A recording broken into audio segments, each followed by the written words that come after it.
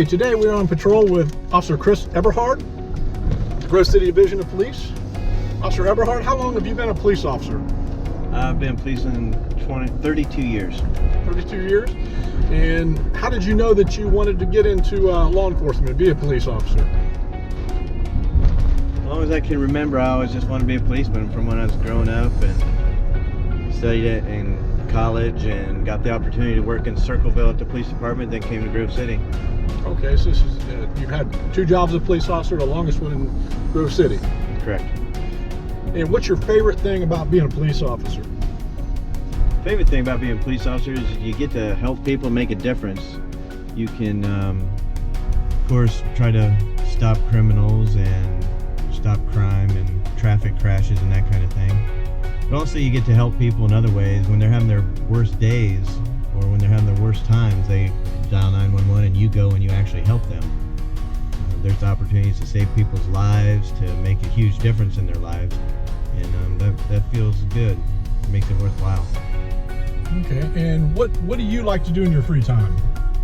My free time, I like to get away from the city. Like go out in the country, go camping, fishing, hiking, kayaking. Just get away from the hustle and bustle of the big city and get out in the country and relax. Okay. And if there was one piece of advice that you could give Grove City residents about the police department or policing in general, what would it be? A couple things come to mind. Don't make yourselves easy targets for criminals. A lot of the crimes we have here are just opportunity crimes where somebody sees something in a car or in a yard or in a garage and they go up and steal it. Lock your stuff up, don't leave it in a car. Speaking of cars, don't drive distracted. Put your phone down. If you get a text or a call, stop and take care of it. Probably 70-80% of people I stop on the road are texting or looking at their phones when they're making the violation that I stop them for. Would you say that that's a bigger problem now than maybe even like OVIs or I mean with the distracted driving? It's I've heard officers say that it's just as bad as drunken driving because they're not paying attention.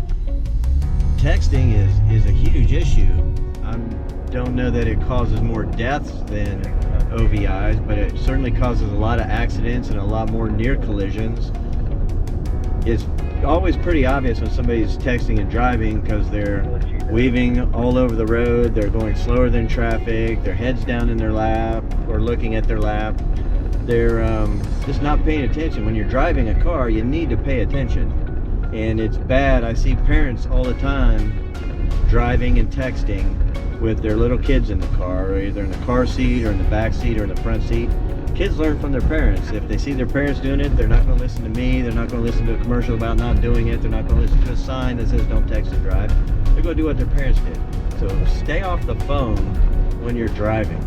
One of these days it'll be a primary offense in Ohio and we'll get this problem stopped. It's good advice. Well, thank you very much, Officer Eberhard. I appreciate your service. Thank you.